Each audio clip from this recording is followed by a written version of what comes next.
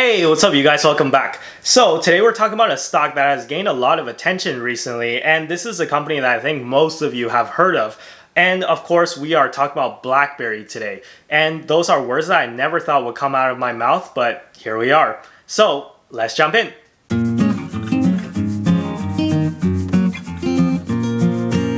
Before we begin, reminder, if you're in Canada, be sure to get your free $10 when you sign up and invest your first $100 using Wealthsimple Trade, which is Canada's first and only commission-free trading platform. And yes, you can find BlackBerry stock on there. If you're into crypto, there's also a link down below for ShakePay, which is my platform of choice when I purchase Bitcoin or Ethereum here in Canada. And the sign-up bonus for that is $30 when you sign up and invest your first $100. And also, by the way, for longtime viewers of the show, I did purchase $500 worth of RealCan stock, and here's a proof for that. So you happy now? Now let's move on.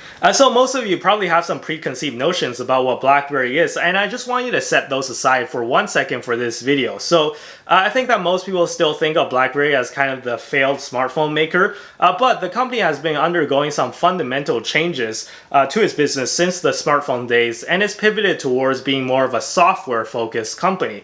In fact, they sold off their smartphone manufacturing rights to a Chinese company called TCL, and they were the ones who made the latest BlackBerry, like the Key 1 and the Key 2. So, you know, the latest BlackBerries that you see out there, they're not even made by BlackBerry at all anymore. So that partnership, though, also ended last year, and now the rights of the manufacturing for BlackBerry devices is apparently in the hands of a company called Onwards Mobility. Yeah, never even heard of this company before, so I don't even know what's going on with BlackBerry's smartphone business, to be honest.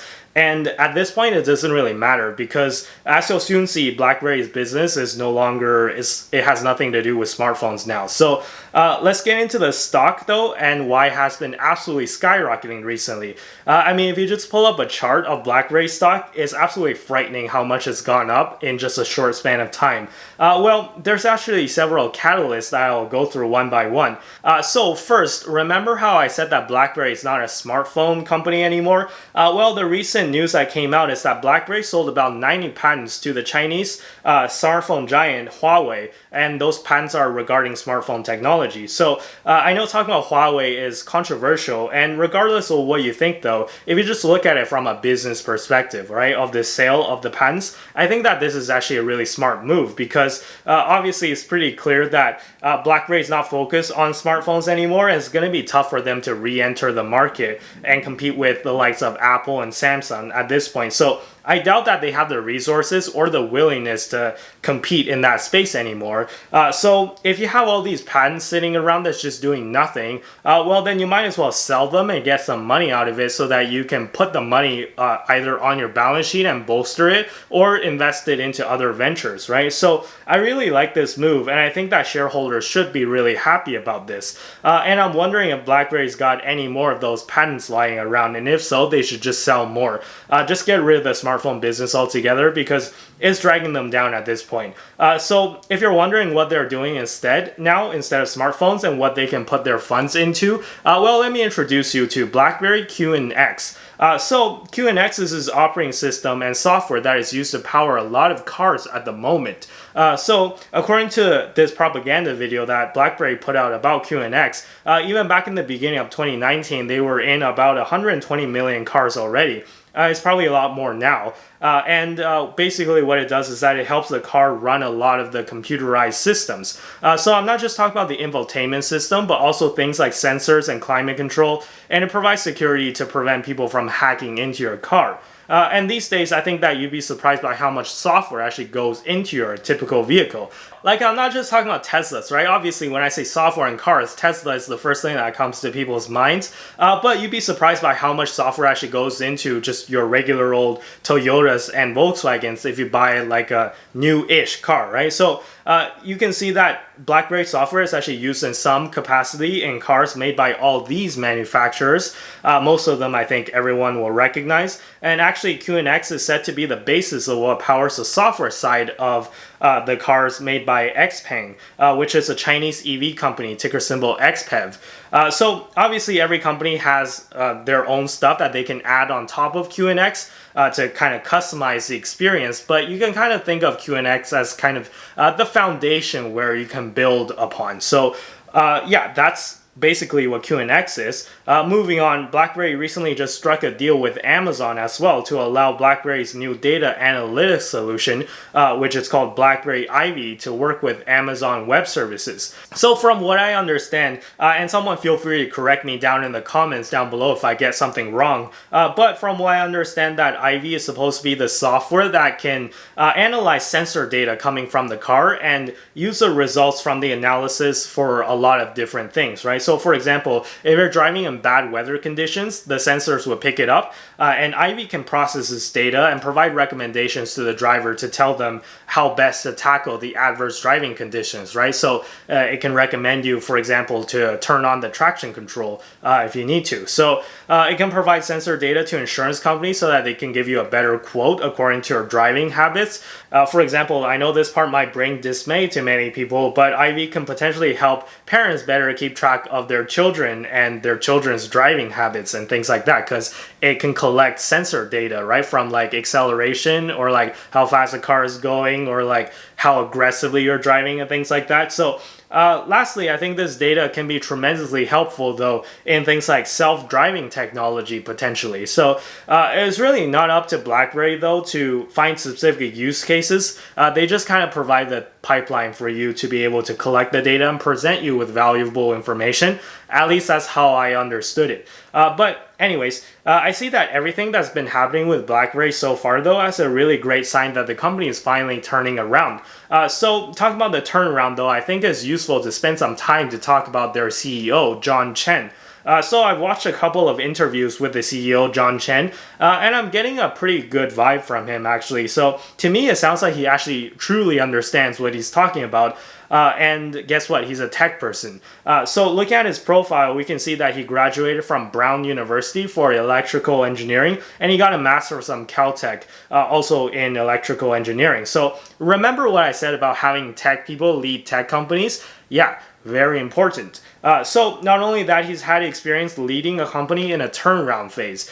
So previously, he was a CEO of a company called Sybase, where he led a turnaround of a company where people essentially were calling a dead company to a company that was valued at $6 billion, and it was eventually acquired by SAP. So I think that if anyone can turn around BlackBerry, he's the man for the job. And so far, I really like what I'm seeing. Now, diving into the balance sheet a little, you can see that they have quite a bit of cash relatively to the small amount of debt that they have in comparison. So I don't really see any issues with the balance sheet, and it looks pretty good to me. So in my opinion, you shouldn't really be overly concerned with the company going bankrupt or anything. I can't see that happening anytime soon. In terms of performance, before this exponential kind of move upwards, the stock was doing a hell of a lot of nothing. But after this move up, you can see that all the metrics are kind of going haywire. So at current prices, the forward PE, according to Yahoo Finance, is at like 80 or something. But I wouldn't look too much into that just because keep in mind that forward PEs are based off of analyst expectations. And I think that analyst expectations were really low compared to what it was before, obviously. But analyst expectations were really low to begin with. So that's going to make the forward PE look really high, especially when the stock just shoots up like this, right? So this is evidenced by the fact that BlackBerry has actually beat expectations every quarter for the past 12 months. So I think that people were just not really putting that much of high hopes into BlackBerry, and they just actually managed to pleasantly surprise analysts.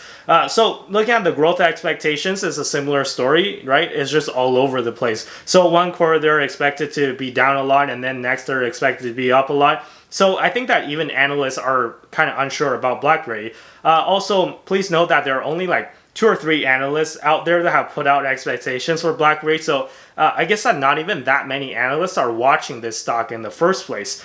So in the absence of help from analysts though, what does the future hold for BlackBerry in my opinion? am I buying any BlackBerry stock? Well, first let me just make a comment about it from a short-term perspective. I think that in the short term, there definitely might be more room upwards to run for this stock. So take this with a grain of salt because I'm not a day trader or anything, and trading is not really my forte. But setting aside fundamentals for just 1 second, if we were to just approach it from like a purely trading perspective, well then if I've observed anything from all the time I spent browsing Wall Street bets and stuff, is that the run-up is just getting started.